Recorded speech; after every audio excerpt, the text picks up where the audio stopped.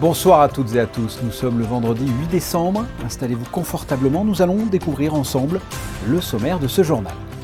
Une grande page sera consacrée à la magie de Noël, entre le village de la mairie sur le quai Albert Ier, les illuminations place du Casino, la vente de sapins au profit d'Action Innocence. Nous recevrons d'ailleurs une psychopraticienne spécialisée dans l'accompagnement de la jeunesse. Nous verrons avec elle ce qu'apportent ces fêtes de fin d'année aux enfants avec la traditionnelle croyance du Père Noël. Vous découvrirez la nouvelle association de lutte contre la mucoviscidose, Save Us. De jeunes artistes se préparent en ce moment à interpréter les différents rôles chantés de l'enfant et les sortilèges de Ravel, un opéra en collaboration avec le Ballet de Monte-Carlo. Et enfin, Christine Datomel nous présentera l'enseigne de restauration Woo dans sa rubrique du vendredi, ceux du Fonds Monaco. Mais avant de développer ces titres, 3 lois ont été votées jeudi soir au Conseil national. Tout d'abord, une loi qui permet aux victimes d'infractions à caractère sexuel, de crimes et délits envers les enfants, de violences domestiques et d'autres infractions portant atteinte aux personnes, d'obtenir une indemnisation de la part de l'État dans le cas où l'auteur des faits serait insolvable. Autre loi votée à l'unanimité relative à l'exercice de la médecine et de la chirurgie vétérinaire. Ce texte très attendu par la profession fixe le cadre juridique du métier de vétérinaire avec des règles spécifiques répondant aux besoins des praticiens et de leur clientèle. Et enfin, dernière loi votée jeudi soir, l'information du Conseil national préalable à l'aliénation d'un bien nécessitant sa désaffectation du domaine public.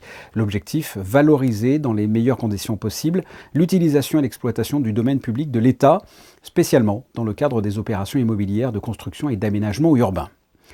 On ouvre une page fête de fin d'année, direction le village de Noël qui cette année rend hommage au prince Régnier III. Stand, soirée, spectacle, il y en a pour tous les goûts, comme vous pourrez le constater dans ce reportage. Stade Louis II, Formule 1, cirque, mais aussi le port Hercule.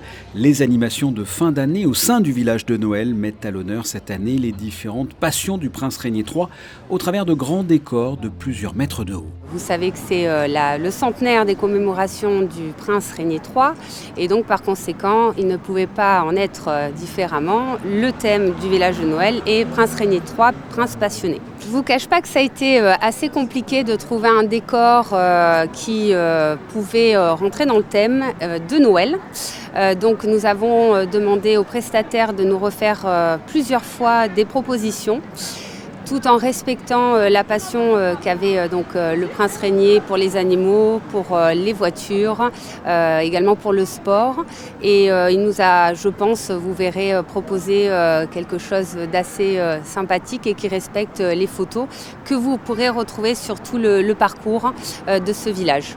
Ateliers créatifs, stands gourmands, chalets de vente et ambiance de Noël, de nombreux spectacles sur scène et soirées musicales rythmeront également ces fêtes de fin d'année. Comme chaque année, nous allons proposer des ateliers, cependant un peu plus pour le plaisir des parents et des enfants. Donc vous pourrez tous les week-ends et pendant toutes les vacances scolaires faire participer vos enfants à des ateliers sur le thème de Noël. Il y a encore plein de belles choses que nous vous réservons, par exemple des parades, vous pourrez y retrouver des mascottes. Et pour fêter dignement ce passage à la nouvelle année, une grande soirée se prépare le 31 décembre, de 21h à 2h au village de Noël. 2 DJ, 2 scènes et un spectacle de fontaine lumineuse au programme de cette dernière nuit 2023. Le couple princier qui était présent pour l'inauguration, le prince et la princesse se sont rendus sur la place du Casino juste après pour la traditionnelle illumination avec pour référence cette année les contes de Charles Dickens. En décor, un sapin de 15 mètres de haut et 5 boules de neige géantes illustrant les scènes de l'histoire de Scrooge. La magie de Noël, la période où l'on se retrouve en famille au marché par exemple pour y manger une gaufre ou encore devant un film de Noël avec une tasse de chocolat chaud dans une ambiance chaleureuse. Sans oublier bien sûr le matin du 25 décembre où l'on découvre ce que le vieux barbu nous a apporté à condition d'être sage toute l'année. Est-ce que cette magie est bénéfique pour les plus jeunes ? Doit-on parler du Père Noël aux enfants ou pas ? Pour y répondre, nous sommes avec une psychopraticienne spécialisée dans l'accompagnement des enfants. Émilie Péréard, bonsoir. Ça. Quelle est l'importance, selon vous, de cette période, de ces fêtes pour les enfants ?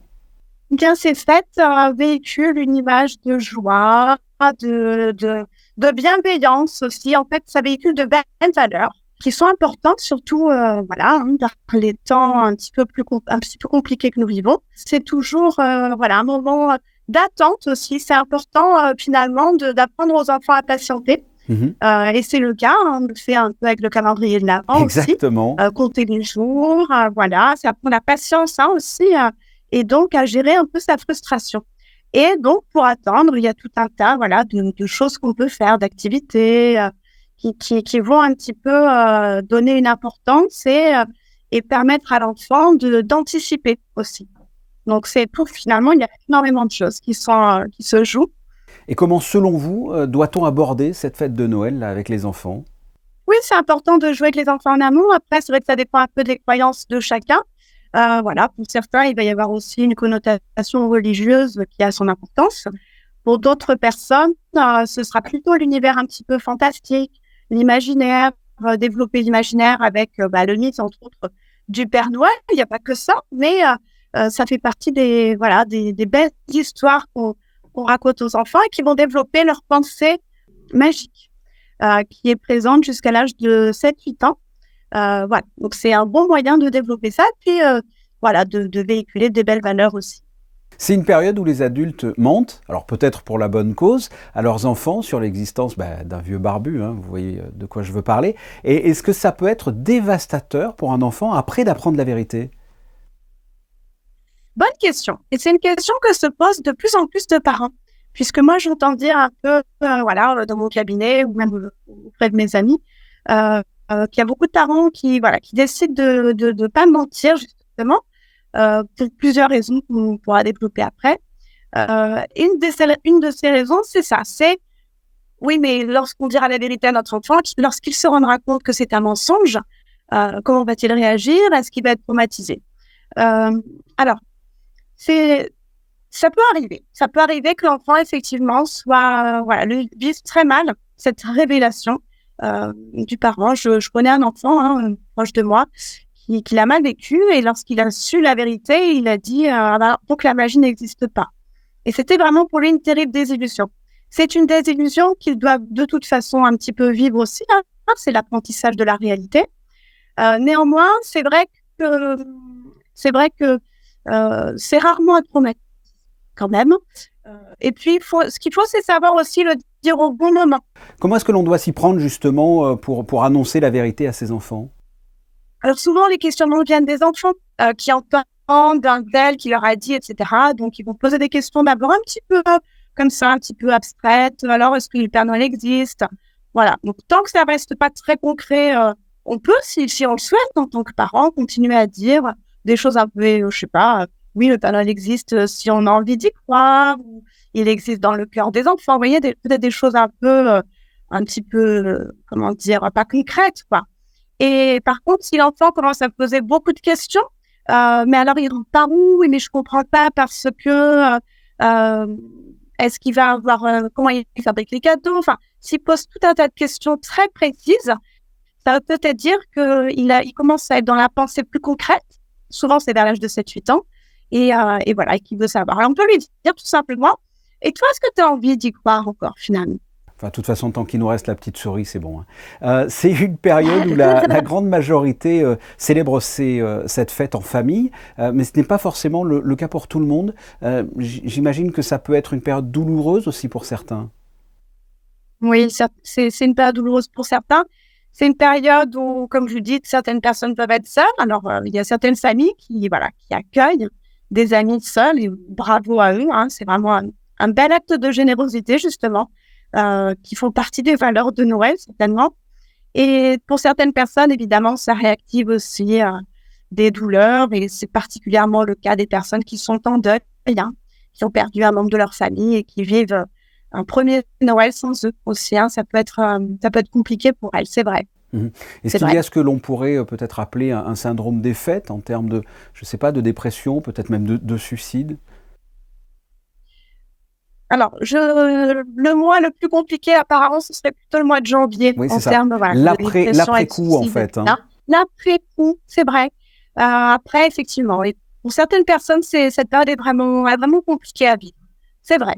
Donc, faut penser à elles aussi, hein, mais essayer quand même de positiver tout ça et de faire en sorte que ça reste magique, même d'ailleurs sans le Père Noël. Merci, Émilie Péréard. Merci à vous. Comme chaque année, l'association Action Innocence organise sa vente aux enchères de sapins. Cette année, ce sera le mercredi 13 décembre à 18h à l'Hôtel de Paris. Ce sont 22 arbres de Noël qui seront proposés à la vente, dont certains signés Cartier, Stanislas Ducreux ou l'Hôtel Hermitage.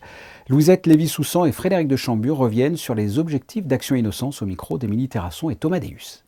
Nous aurions pu espérer que les choses s'arrangent, que la vie devienne plus simple et plus claire, mais de pire en pire, je pense. Donc je crois qu'au contraire, notre action est indispensable. Et cette vente aux enchères qui ne représente pas seulement Action Innocence, nous ne sommes pas là seulement pour vendre des sapins, mais nous sommes là surtout pour aider, si vous voulez, un nouveau fléau qui se répand dans toutes les écoles du monde, je crois, c'est le fléau du harcèlement. Et nous essayons justement de combattre cette chose énorme qui peut faire des dégâts épouvantables dans les enfants. Concrètement, nous ne vivons que de cette vente aux enchères. Nous avons des psychologues qui travaillent pour nous. Nous sommes le conseil d'administration, nous sommes bien évidemment bénévoles. Nous faisons des préventions au sein des écoles. Actuellement, nous sommes en 6e avec l'aide de la Sûreté publique qui intervient avec nos psychologues pour former les enfants à la lutte contre le harcèlement scolaire, parce que là vraiment c'est notre cheval de bataille, on ne lâche rien. Nous avons formé plus de 250 familles au savoir vivre ensemble, aux bons gestes, sur le numérique. La vente aux enchères des sapins au profit d'Action Innocence, ce mercredi donc à l'Hôtel de Paris à 18h. Les petits chanteurs de Monaco interpréteront pour l'événement des chants de Noël dès 17h45. Nous allons vous présenter une toute nouvelle association. Save Us vient de voir le jour en Principauté, une association née du combat de toute une vie. Christine Datomel et Lionel Bernardi étaient sur place au Jack, lieu où a été lancé Save Us, en présence des parrains et marraines, Louis Ducruet et Mélanie Biancheri. Reportage. Elle s'appelait Johanna, elle avait 32 ans quand la mucoviscidose l'a emportée. Et si son sourire et sa joie de vivre ont marqué les esprits à tout jamais, son courage, sa force et son combat face à la maladie n'ont pu que forcer l'admiration de tous. Un combat que comptent poursuivre ses parents avec l'association Save Us, une association pensée lors du vivant de Johanna et qui a pour mission d'aider les centres référents de la mucoviscidose en région PACA, la recherche, mais surtout les familles dans le besoin. J'ai connu Johanna, j'ai vécu avec elle pendant plusieurs années au lycée et j'ai connu cette maladie à travers elle et je pense qu'aujourd'hui c'est important de pouvoir la défendre. Quand on connaît une maladie, quand on n'est pas confronté, c'est un peu plus difficile, mais là, quand on y est confronté, c'est beaucoup plus entraînant et on a envie d'y aller, quoi. Elle ne s'est jamais plainte, elle était toujours dans la vie et dans la bonne humeur. Et ça, c'est vraiment une leçon de vie, je pense. Toutes les causes qui peuvent se défendre, je suis pour donner de mon temps, de mon image et de mon investissement personnel comme ils veulent. Donc je serai disponible, j'ai déjà dit à la maman, il n'y a pas de souci. À ma façon, j'ai toujours été là pour elle et je pense qu'aujourd'hui, on sera toujours là pour elle grâce à cette association. Ça permet de faire en sorte qu'elle soit toujours là avec nous et je pense que sa force, bien que ses parents l'avaient déjà, parce que pour affronter la maladie, il faut avoir beaucoup de courage, je pense qu'il puise dans la force qu'elle aura pu leur transmettre. Parce que pour un enfant, on ne calcule pas, on y va, on y met notre force, c'est obligé. Mais on a réussi quand même à faire des belles choses parce qu'elle a suivi toute sa scolarité en Principauté, elle est allée jusqu'en BTS. Elle était fière parce que BTS, tout en étant fatiguée, elle préparait ses bilans pré-greffe, elle a passé ses examens. Et une petite anecdote, c'était on lui disait entre patients pourquoi tu suis des études? Parce que si tu décèdes, et elle leur avait répondu moi je mourrai intelligente. Voilà, elle avait ce côté très vive, très pétillante, c'était la joie de vivre. Et aujourd'hui, on va continuer pour elle, mais surtout pour les autres, pour leur donner de l'espoir en disant qu'il ne faut surtout pas lâcher les bras parce qu'on n'est pas loin de belles choses, mais on a encore besoin des gens, des donateurs, parce que sans eux, on n'est rien. 200 enfants naissent chaque année avec la mucoviscidose en France. Cette maladie génétique touche les poumons et réduit l'espérance de vie. La transplantation pulmonaire est encore aujourd'hui la seule alternative pour prolonger la vie des patients dont l'état respiratoire s'est irrémédiablement dégradé. C'est pourquoi le don d'organes reste un enjeu vital. Lors de la soirée de lancement de Save Us, une vente aux enchères aura permis de récolter 29 500 500 € au profit de l'association, des dons qui permettront d'aider la recherche, mais surtout de soutenir les familles dans le besoin et qui luttent tous les jours contre la maladie. Et puisque l'on parle de la mucoviscidose, sachez que ce week-end se déroule partout en France le Téléthon et bien sûr aussi à Monaco, au Grimaldi Forum, ce samedi et dimanche avec de nombreuses manifestations. Allez-y faire un tour, les fonds récoltés vont à la lutte contre les maladies génétiques.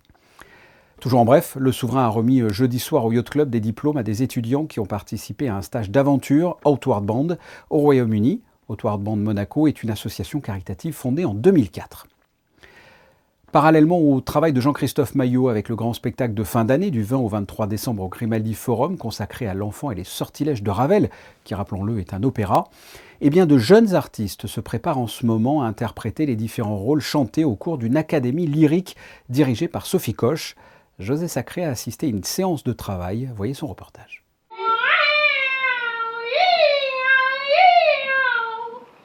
Vous chantez des hits, c'est trop chanté. La première académie lyrique créée par Cécilia Bartoli avec le soutien de sa fondation est consacrée au répertoire français et en particulier à Ravel en préparation de la nouvelle production de Jean-Christophe Maillot, L'enfant et les sortilèges. Parmi les 40 jeunes artistes venus de toute l'Europe, 12 ont été sélectionnés pour participer aux ateliers dirigés par la mezzo-soprano Sophie Coche que nous avons rencontrée au studio de la Costa en train de travailler avec une jeune élève sur les difficultés d'un miaou musical, mais pas seulement.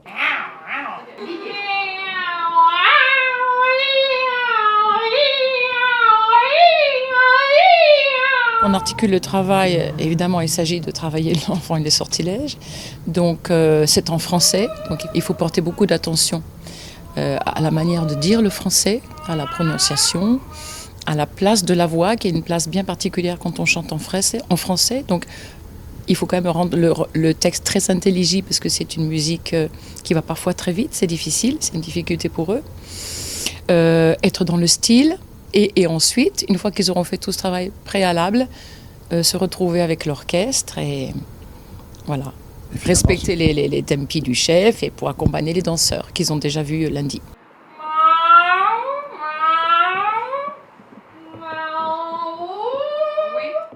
Miaou. Toujours dans le domaine culturel, une exposition à découvrir uniquement ce week-end au Salon Méditerranée de l'Hôtel Méridien. 38 clichés sont à découvrir, retraçant un récent périple de 11 jours dans la jungle amazonienne de Liam Fabre, un cascadeur devenu photographe. Ces photos sont historiques puisqu'elles présentent les Kokamayakami des indigènes qui n'avaient jamais été immortalisés jusqu'à présent. Le titre Amazonia aux côtés des gardiens de la forêt. L'exposition a été découvrir en accès libre.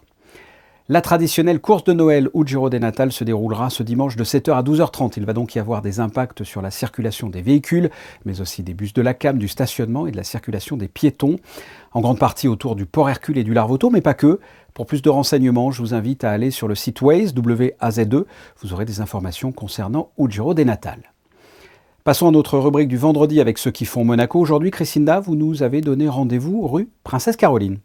Oui, et aujourd'hui, je vous retrouve dans une pépite de la principauté, respectueux de l'environnement. Ici, ils sont connus pour leurs produits frais et surtout pour faire les meilleurs clubs sandwich de tout Monaco. Nous parlons bien sûr du Woo.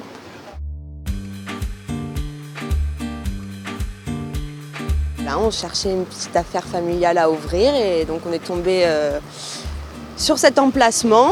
Donc on a commencé doucement, sans terrasse, avec un petit intérieur de 12 couverts. Et puis les années après, petite terrasse, etc. Covid qui a fait une grande terrasse pour nous, vu qu'on s'est un peu étendu de partout. Du coup, on s'est fait connaître aussi. Et voilà, 5 ans après, nous sommes toujours là avec notre régularité. Nos produits n'ont pas changé. Frais, bio, voire local quand on n'arrive pas à le trouver. La qualité, c'est notre première exigence. Voilà, après on fait tout avec beaucoup d'amour, donc ça doit aussi se ressentir. On est comme ce qu'on mange, on est vrai, on est bon et on cherche que ça à donner à nos clients. Les produits de saison toujours. Après on travaille avec le sans gluten depuis maintenant 4 ans et ça marche très bien. Voilà, donc on fait pas mal de produits sans gluten, tout ce qui est dessert, etc. Les jus de fruits pressés aussi à la minute, jus de légumes, tous nos desserts sans gluten qu'on ne trouve pas ailleurs, fait maison. Le fameux Club Poulet, si personne ne le connaît, je vous conseille vraiment à venir le goûter. Club Poulet, vegan aussi, on est beaucoup basé sur ceux qui ne mangent pas de protéines animales ou quoi que ce soit. Et le fameux carrot cake que notre frère a réussi après plusieurs mois de recherche, d'essais pour trouver une recette sans lait, sans apport animal. Et on a le brookie tout chocolat et notre fameux banana bread, je crois que maintenant il a fait bien le tour de Monaco. Si vous n'êtes jamais venu au Wu, venez prendre une part de banana bread, ça vaut vraiment le coup. Il y a d'autres projets, on aimerait beaucoup s'agrandir. C'est pas simple sur Monaco. Mais en tout cas, oui, c'est en projet. C'est en projet, on ne va pas s'arrêter là. Alors vous l'aurez compris, la famille a encore plein de projets à proposer. Peut-être un jour, ils pourront s'agrandir et dans ces cas-là, proposer un service de livraison à domicile. Mais en attendant, le Wu vous accueille du lundi au vendredi de 6h30 du matin jusqu'à 17h. Vendredi a été une journée particulièrement pluvieuse. Qu'en sera-t-il samedi, Yannick ? Bonsoir Fabien, bonsoir à tous. Le soleil fera un retour timide en principauté, accompagné par pas mal de nuages. Une légère brise soufflera tout au long de la journée et les températures remonteront un peu, à hauteur de 9 degrés le matin et 12 pour la maximale.